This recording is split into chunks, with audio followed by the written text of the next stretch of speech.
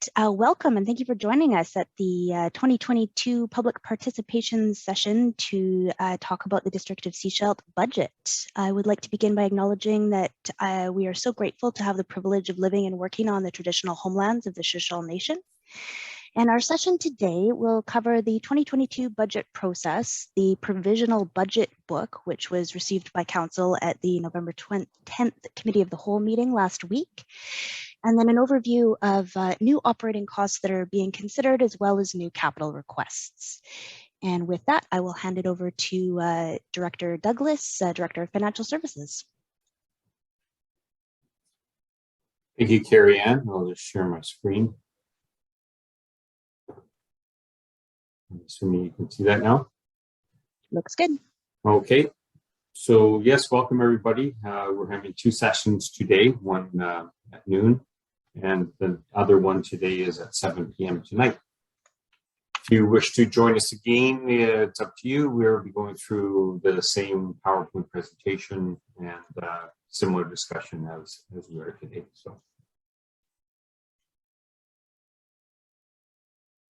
So today we're just going to take a quick look at some of the items in the budget book. We have a budget schedule that we put out earlier in the year, and so we'll review that real quickly. The 2020 provisional budget book, I'll just walk you through the structure of the book.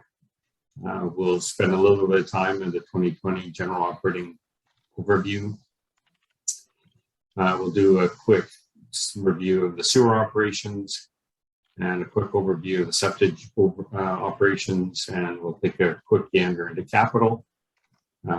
We hadn't intended to do a deep dive into the numbers at this point. This is just kind of a preamble to the November 30th and December 1st meeting that we're going to have with the Committee of the Whole. And just to know what it is that we'll be looking at with the committee. Okay, so the budget book layout, we have loaded up onto our website our current year, the new year's provisional budget. So that's the 2022 provisional budget. We are highlighting the 2022 provisional budget at this point, as it will be the basis for the 5-year financial plan. So yes, we're talking 1 year now, but eventually we will move this into a 5-year financial plan. So the book starts out as a strategic plan at the beginning, 2019 to 2023, and moves to we talk about the general operating overview, the next section of the book, and then we head into each department and we show schedules, budget schedules for each department. There's some reserve balances included after that. We look at the sewer operations, the septic operations in the book. The next item is in the book is a community association discussion topics that we held with the community associations, the various ones around town. We have a section in the book under the heading of new operating requests. And we have another section called carryover projects from 2021. Then we dive into capital projects, and there's a schedule in the book with individual pages that describe the capital item. And then at the end of the book, we go into a 2022 consolidated provisional budget. And as we know, that will change in the end, but it's just where we're starting from. And the bottom of the slide, this is where you can pick up the information that the Sechelt website for the budget planning page. And we invite people to go there and pull up information and have a read through the book. As mentioned a few minutes ago, the budget schedule will be heading towards the November 30th, December 1st dates to sit with Committee of the Whole and review the 2022 provisional budget and maybe make some recommendations to Council on adjustments to that budget. And we'll have a further public consultation on December 13th after we've been through the book with the Committee of the Whole. And on December 15th, we're hoping to prepare a 2022 to 2026 5-year financial plan and present it to Council. So just generally, when we go about the 5-year financial plan, we kind of follow certain rules or principles and guidelines. In the end, the 5-year financial plan is a period of 5 years, as per the community charter. The expenditures must not exceed the funding sources, so it must be a balanced budget. Work plans and budget requests supporting the goals and objectives of Council, official community plan, and any relevant issues specific to the strategic plan where possible. So, a lot of our items in the budget support all these documents, and it's important that it does. The 2022 to 2026 5-year financial plan must be adopted prior to May 15th, as well as the tax rate bylaw, which is the other item that comes out of the budget discussions, must be adopted by May 15th. So as we dip into the general operations, these are the departments or areas that are covered in the general operating fund. So I won't go through each and every one of them, but yes, this is where the library is funded from, and the airport, and most of our operating departments are all funded from the general operating fund, including our CNP. So to date, when we start talking a little bit about the numbers, we have included reoccurring grants. So that would be the gas tax grant and the small community grant that we receive. And we've also adjusted the budget from last year to this year to known or estimated inflationary or contractual increases. So they're already built into the provisional budget. So that would be any increases we've heard from hydro or natural gas, fuel, internet, BCGEU, solid waste, insurance, and other increases that we have heard year to date. There are some of these that have been estimated. So if numbers are firmed up from now until the 5-year financial plan is adopted, we will adjust those numbers accordingly. Since we've been living in a COVID world, some of the staff training has been done virtually. And as we start to open up, we're seeing that some of our training opportunities are heading towards more in person. However, there are still virtual conferences that go on that some of our staff go to. So this budget, we've been very realistic in making sure that where training opportunities have opened up to be in person, we budget appropriately, and alternatively, where it's virtual, we budget it appropriately there as well. And so far in this provisional budget, there's been no additional staff increases included in the budget other than those approved from 2021. So we talked briefly about the gas tax revenue that's in the budget, but we transfer that to a capital reserve or to a reserve right away. So that's also included in the budget. We have not received our new construction numbers for 2021 yet. And that's an important number to know how much our base taxation will go up. So For now, we've included a 0.5% to the revenues.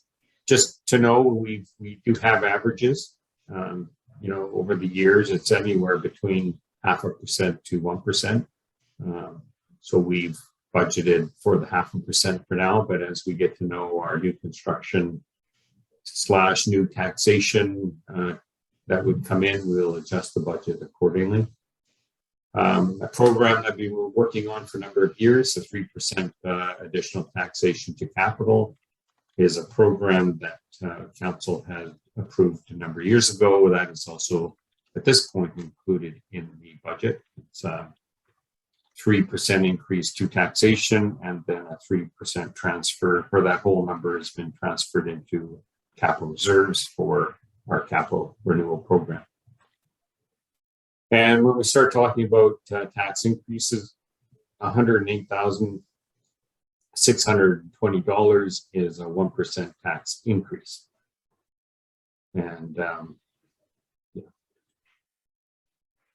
so things that aren't included in the budget, new one-time operational items that staff have been asked for, they're not in the provisional budget. They will need to go through committee, and if committee agrees with them, they'll come back into the next version of the budget. New ongoing operating costs. Once again, they'll be coming forward to committee for recommendations to council.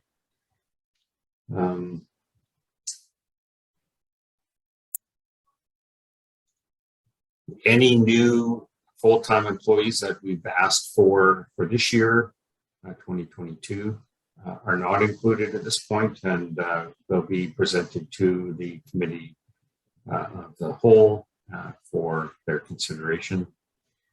And capital projects have not been included at this point. We're just, we've provided a list of the capital to committee of the whole, and the committee of the whole will review that, and staff will assist in making recommendations to the committee to go to council.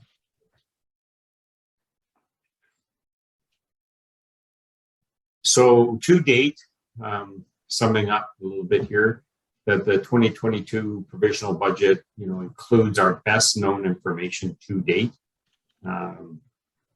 We do not know absolutely everything yet, but it comes in between now and April. It comes to us, so we'll be able to do some refinement down the road. The 2022 general operations is budgeted to similar level of service as in previous years, and the contributions from standard reserves that we get are included. So the gas tax for 507 has been transferred to reserve there, and the 1.3 million for capital contribution has also been set up as a transfer to reserve. The property tax increase over the last couple of years, 3.8% for 2020 and a 9.7% in 2021. The 9.7% in 2021 included 3% for capital renewals, where in 2020 it did not. So during these years, and including the years going forward, we have contractual and inflationary cost pressures that continue to increase our costs. And what we're showing today as a provisional deficit, we would need approximately 7.64% increase to cover that. And you add on 3% for capital renewals. These are discussions that we will need to have with the committee.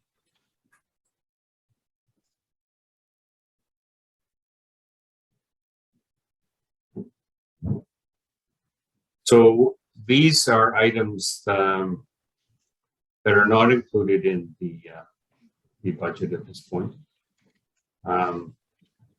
So although we've allotted some money for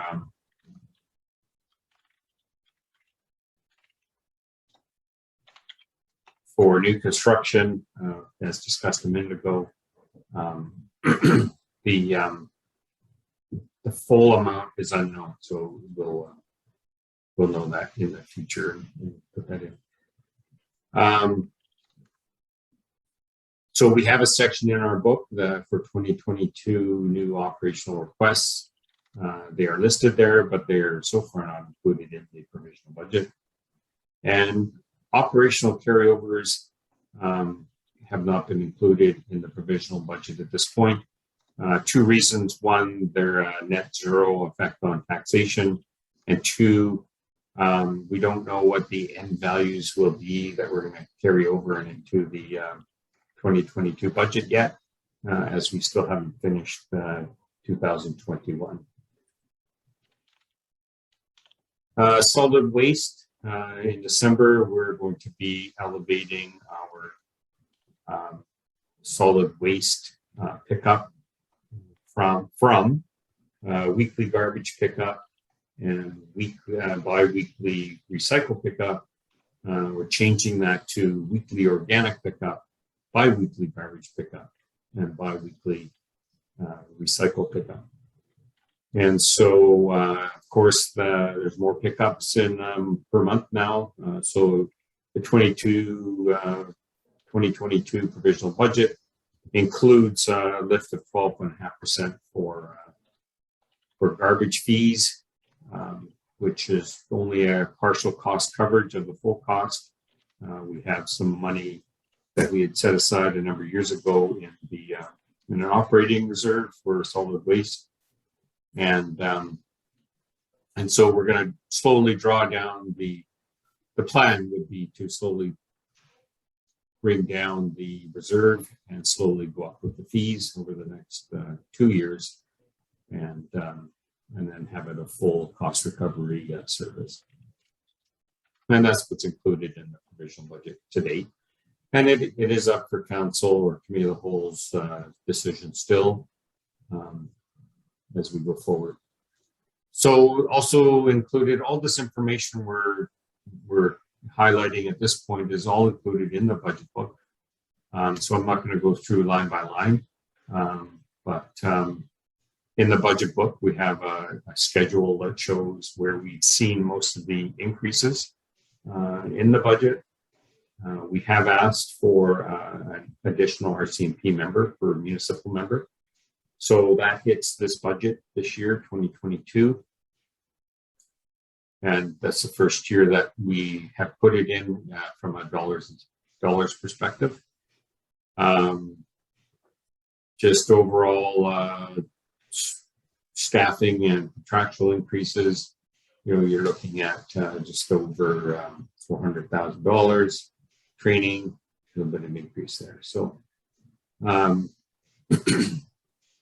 so once again, at this point, not really, going to go through each and every one of them. We will be going through them on November 30th, December 1st with committee of the whole. So this is the way the provisional budget is set up at this point. We have revenues estimated at $16,296,523, and expenses being a little higher at $17,099,819, showing a small deficit, or a deficit, sorry, of $803,000, not small, a deficit. And of course, we've removed amortization out of any of the numbers here, as it's not a cash expense, so it's more of an accounting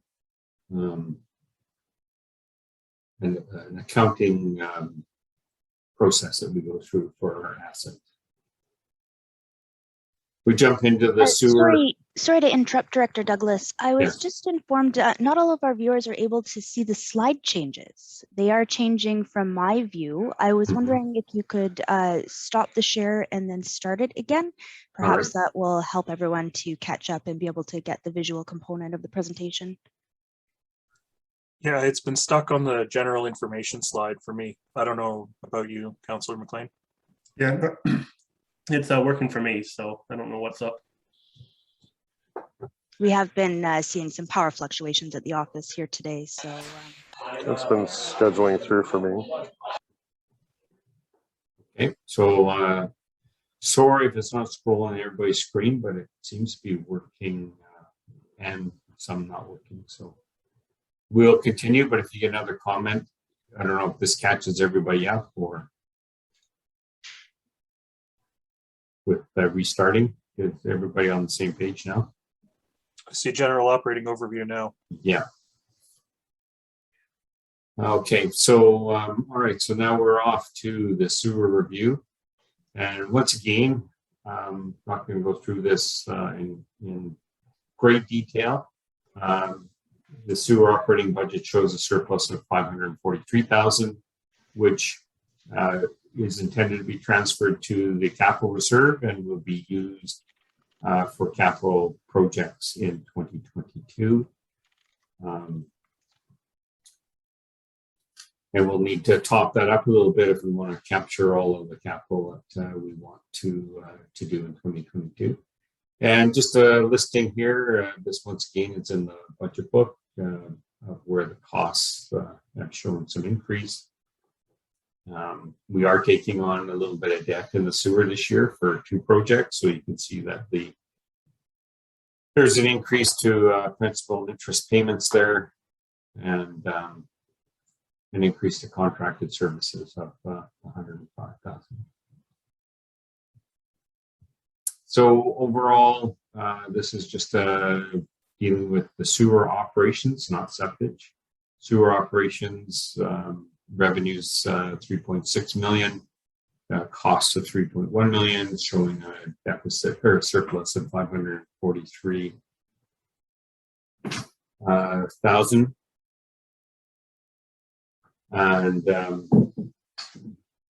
And once again, amortization has been removed. So septage, once again, we're going to be showing through this just a surplus of 0. Some of the areas that we've seen increases and decreases, contractual increases, 7,500. A little bit of a decrease in revenues of 290,000, decrease in transfer to reserve of operating reserve of 295,000, and insurance costs increase of 208. So overall revenues 420,000, expenses 269, and then we do a transfer of the difference into an operating reserve to cover off some of the items with septic that we have to, we don't do this year, but we'll need to do in 2 years, and a lot of it is more operating related than it is capital related, although there are a few capital items coming up. But this reserve has been set up to deal with the liquid waste or the biosolids that we have to deal with at the end. Once again, amortization is removed. That's just not a cash expense. So then the book goes from basically there into what we call additional operating requests. And once again, I'm not going to go through each and every one of them. There's the book has the schedule in the book, and then after the schedule, there's a description of each item being asked for, and we'll be going through this in detail with Committee of the Whole on November 30th, December 1st, which will be an open meeting for everyone to attend. There are a number of staff we're asking for, but it will be up to the committee and council to determine whether we need to raise our service levels or not. And yeah, So capital view, once again, in our book, we have this schedule in our book, and we're asking for approximately $6 million in new capital projects this year. After the schedule in the book, there's details on each one of these, been summarized very nicely by engineering. You know, they really, these projects are really all aspects of our work. There's roads and buildings, sewer treatment, you know, almost every aspect, equipment replacement. So this list includes kind of every aspect of what we do as a municipality. And so I encourage you to go on and read about our capital program coming up. And these projects are really engineering related. And then we have a separate list that's further in the book. And these are what we've kind of determined as non-engineering capital projects. So this would be more like either internal office improvements or IT or other projects that may crop up over the years. And so in this case, there's, you know, two different series of projects here. One is with facilities and then information technology. Once again, there's a description in the book on each one of these capital projects. And we did not intend to go through each one of them at this point. And then there's a quick snapshot of, you know, what just a summary here of the engineering capital versus other capital. So in total, we're looking at $6.19 million for capital. And we've got a nice schedule in the budget book that shows where the funding is being recommended to come from. And yeah, so, reserves, DCCs, yeah, a little bit from taxation. So yeah, this is my last slide. So the budget deliberations are planned for November 30th, all day, December 1st, all day, and you're invited to attend. We are intending to do it in person and have it on Zoom and on the on our YouTube page. So yes, we invite you to either come out or watch online, and there'll be avenues for ways that you can ask questions at the end of each day. And yeah, so please consider coming out. I think it's an important year for the district of Sechelt, whether it's capital projects or operations, and it would be nice to have more participants. So that's all I had, Carrie Ann, for now. Okay, thank you for that presentation. If any of our attendees would like to ask a question, we invite you to raise your hand at this time.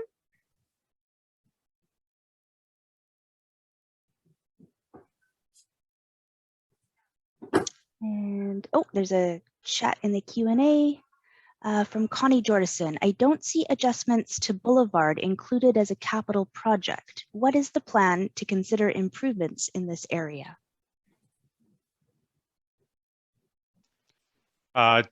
Staff at the request of council, I believe, I can't remember. It was a couple of regular council meetings ago requested a staff report. So we're working on that. We're looking at options and doing kind of like a low cost solution there to deal with that.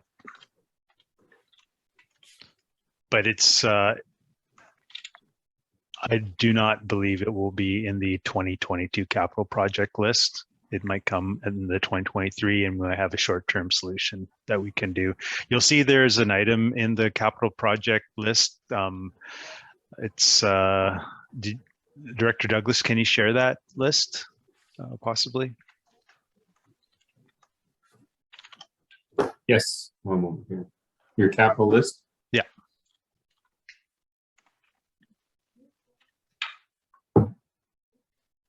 Yeah, so there's district-wide transportation safety improvements, 50,000. So that is meant to address local neighborhood concerns that come up throughout the course of the year. So if we can do a safety improvement through that capital line item, then we could do something on trail on the boulevard. So that's where the any improvements would come from that budget item. Thank you for that. I'm not seeing any other questions currently, no hands up. Were there any questions from councillors in attendance here today?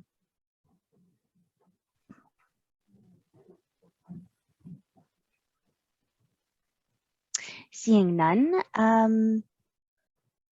we do generally get questions about how property taxes are calculated and the relationship that they have with respect to assessments. Director Douglas, would you be able to provide a bit of background information? For example, one of the ones that I hear is people who see their property assessment increase are concerned that their property taxes may go up by the same amount or by an equivalent ratio. Can you explain why that's not always the case? Sure. So taxes on each property may go up at a different percentage each and every year to each other, and so when that happens, we get notified here at the district what the average assessment increase is. And so we know the average increase in town is 5%, and say we had a similar budget to the previous year. Although your assessment went up, your taxes wouldn't necessarily go up. If your increase to your property was greater than average, so say we were told the average is 5%, and your assessment went up 20%, then you would see an increase in your tax bill, even if the tax bill were flat for a particular year. And that's because as a percentage, your value is a kind of a higher percentage of the total value of taxation, or sorry, higher percentage of the total value of of assessment value in the district. So since your assessment went up greater than average, you'll pay a little bit more in taxes. Okay, however, the opposite also works, that if your property either goes down in value while everybody else's goes up, you should see a reduction. Right. And there's a great video that was produced by BC Assessment that has some good visual presentation that explains that as well. It's available through our website or BC Assessment's website. Councillor McLean. Yeah, I want to dig into this more during the budget discussions, but maybe just talking big picture. What was the approach in the contract services change? I see that overall there's page 16, there's an increase, or it's listed that it is increasing by $105,000. So what is the overall approach for determining that?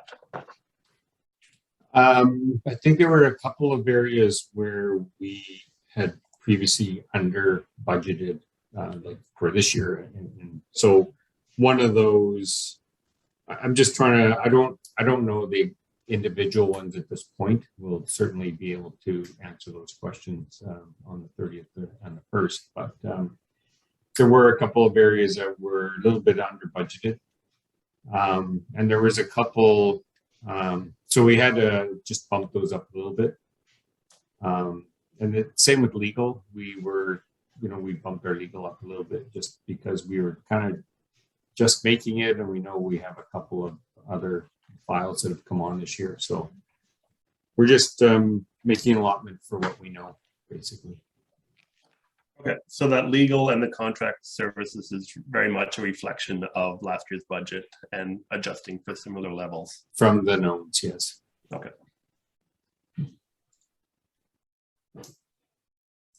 Okay, thank you. Any more questions from our attendees or council? We're also monitoring our Facebook event pages and not seeing anything come through there. And we haven't received any other new questions via email during the last 40 minutes here either.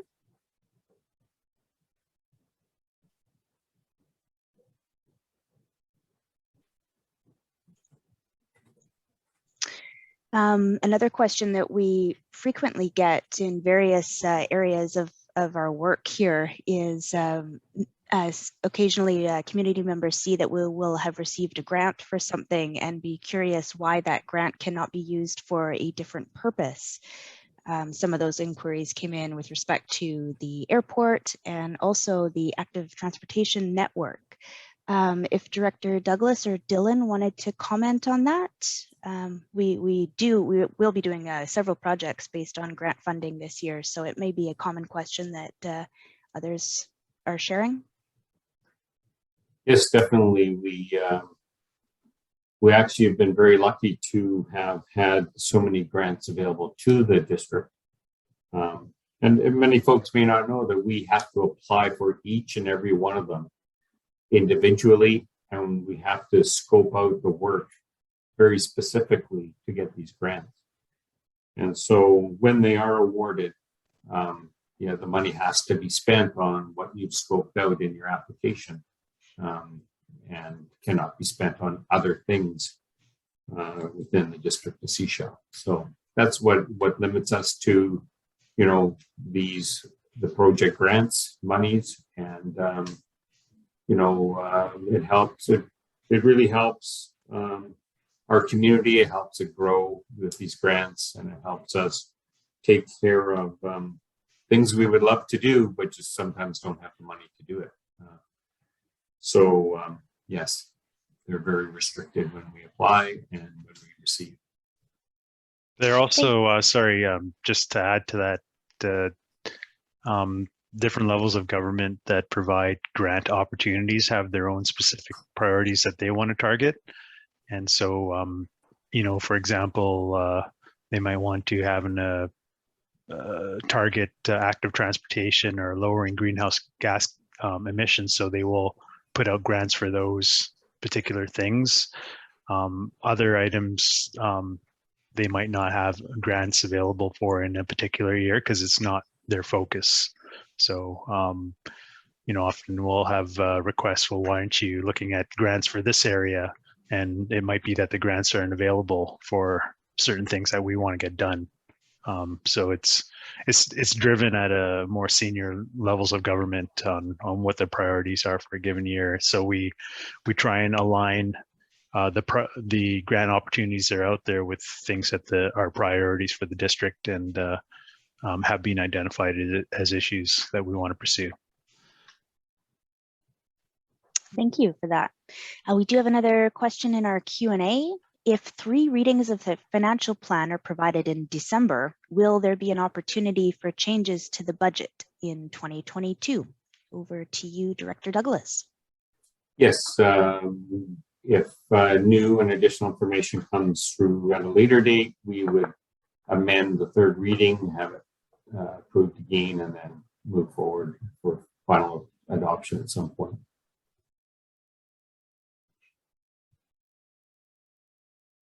Okay. Any other questions from councillors or our attendees? I'll jump in if there's no one else. Please. All right. So earlier it was mentioned about the community safety improvements. How will that be determined moving forward? I think Director Dillon kind of mentioned community raising concerns, or just what's the process there? I think there's a need during the course of a year. There's some safety issues that are identified at a community level. So things like traffic calming, where we would need to respond to those. So the idea here is to create an envelope of funding for us to be able to address those issues as they arise.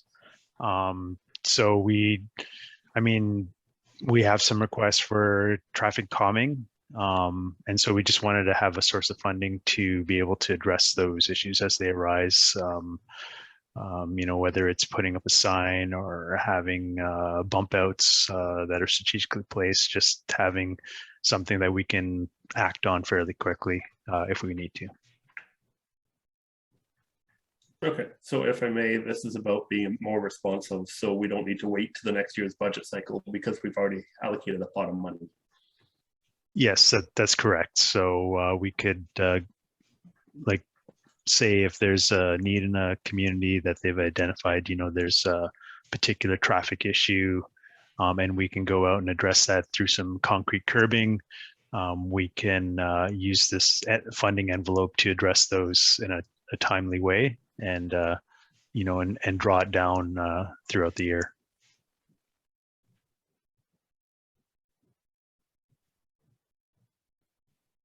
Thank you. Any additional questions or comments from councillors or attendees today?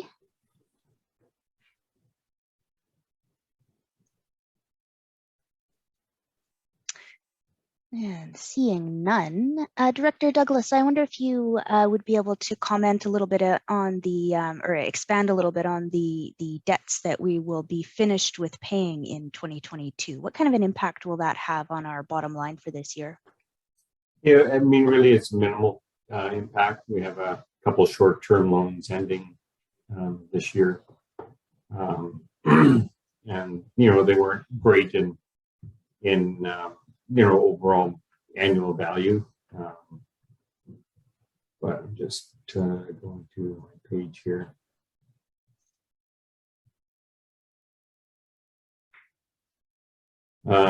Yeah, so although we have, so just really a very low number that has been reduced. So it just, becomes part of the revenue portion just becomes part of the budget at this point.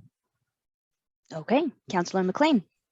Just to follow up on that, looking at page 17 of the budget, the Justice Services building, it looks like there's 2 loans there that are totaling $435,000 that are due to be paid off in 2022.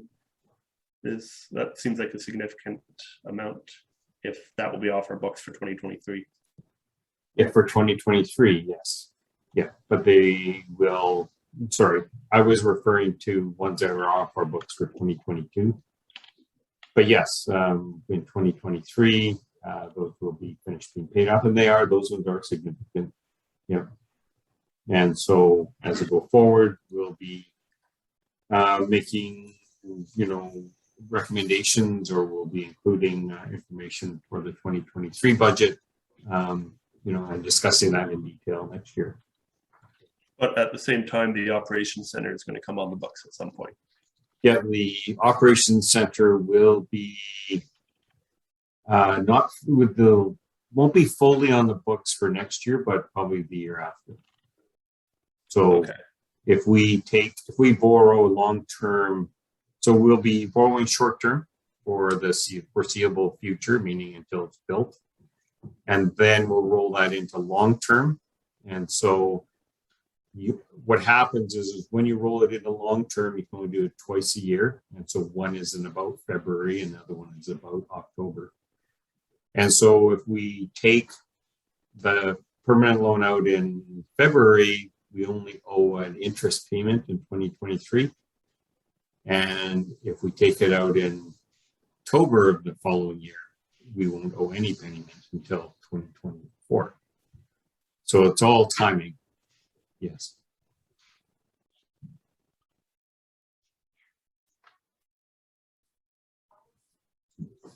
Okay, any additional questions from participants, councillors? And I'm not seeing any new comments on our social media channels here. I can maybe come up with another one. Okay, I've got one more too. Oh, If you have one more, you can do that one first. It's more capital project related and grant related along that stream. So one of the questions that we've been seeing a little bit more frequently in the last few weeks has been related to traffic safety near the West Seashelt Elementary School. So we've been working with the traffic safety committee there and keeping the West Seashelt Community Association in the loop as well about some of the upcoming changes that are in that area. Currently, Director Dillon, please correct me if I'm wrong, but I believe that the message boards are in place there to remind people to slow down and that there is a school zone coming. But some of the other actions that are planned for that area are the installation of surface pavement markings to again reiterate the speed limits on Norwest Bay Road and Mason Road as well. A raised crosswalk for Norwest Bay and Mason is going to be included in the recommendation for Council's 2022 capital budget. And the $3.2 million active transportation grant is actually going to play an important part in improving safety in that area as well. Wider multi-use paths will be constructed, and it will help with the connectivity of the area, of course, as well. Anything you would add on that? Well, not a question, but an inquiry, Director Dillon?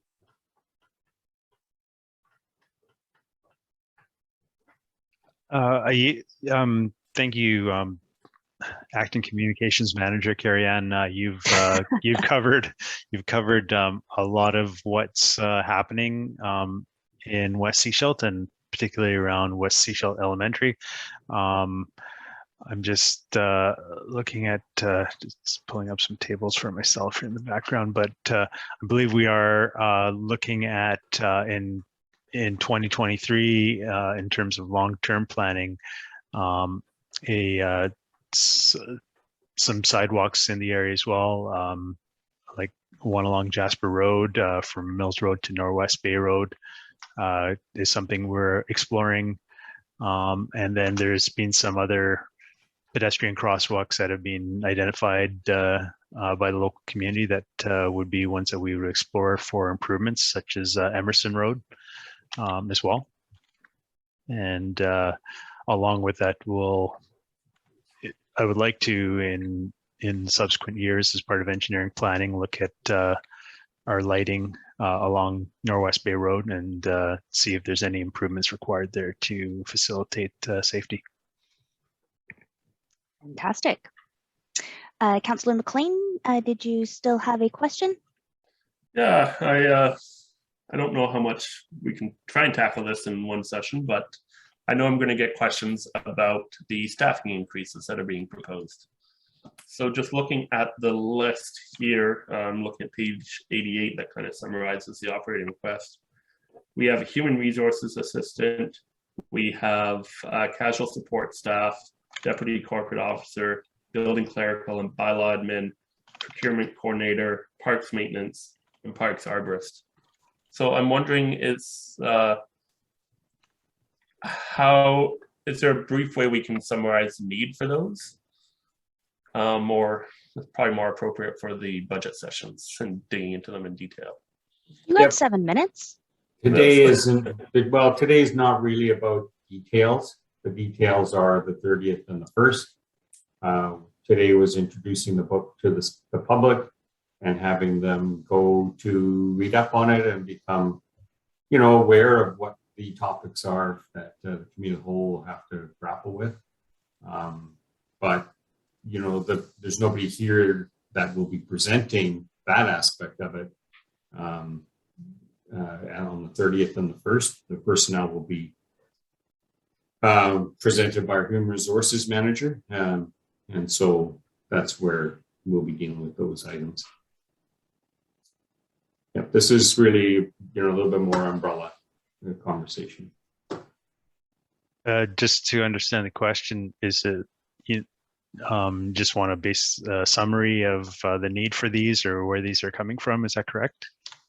Yeah, I'm just trying to figure out the right levels because I'm sure there'll be lots of discussion at the main sessions. So There will be in additional details, but one thing I like to point out about the staffing requests is they do align with the 5-year plan that was requested by council last year, and we presented that as part of the budget deliberation, a series of org charts that project out to 2025, I believe. So things we're bringing forward should align with the staffing levels that were presented in that 5-year plan.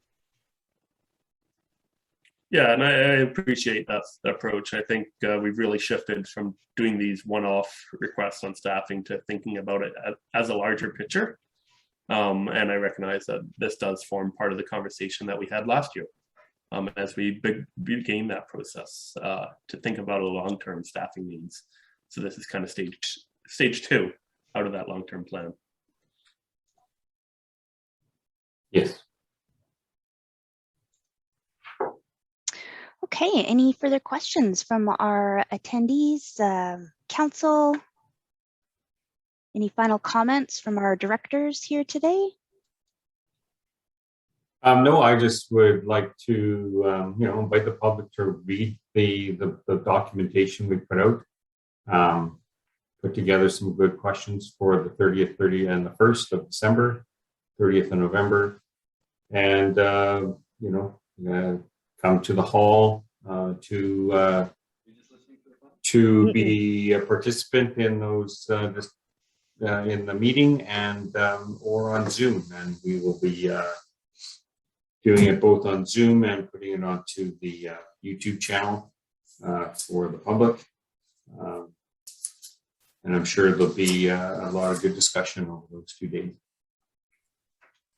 Yeah, I was going to say a few things, but I see Councillor Toth would like to add something.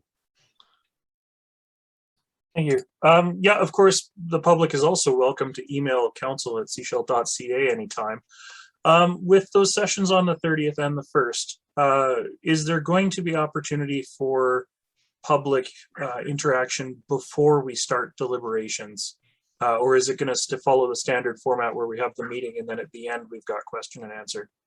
Do we have that set up yet? We don't have it completely set up, but I think we need to present things to council before we entertain questions. Otherwise, we need to describe what's going on and reasonings and stuff, and then if there's further, we may answer half the questions in our discussion. So I think that at the end of each day is an appropriate time for people to ask questions, and if council would like to offer that more often, that's up to me, the whole, to do that. No problem. There will also be a regular council meeting the night of December 1st, I believe, with a question and answer period following that session, along with the regular committee of the whole meeting on December 8th. I believe special meetings could be scheduled if needed for continued discussion deliberation.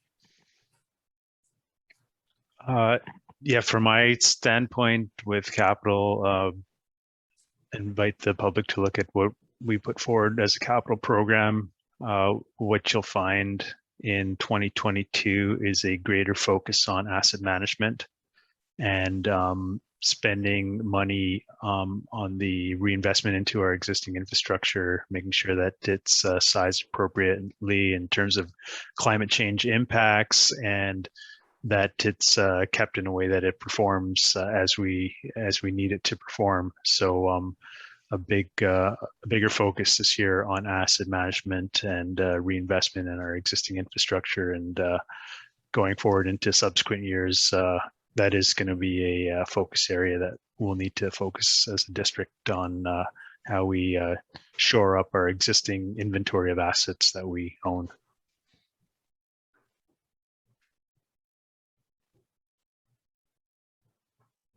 Okay, well, I would just like to thank everyone that joined us today. We've had 3 participants on our Zoom session and unfortunately no viewers on YouTube, but we will definitely download the recording from the Zoom platform and get that uploaded to YouTube as quickly as we can once YouTube is back online. And thank you, directors, Director Douglas for your presentation and Director Dillon for your comments.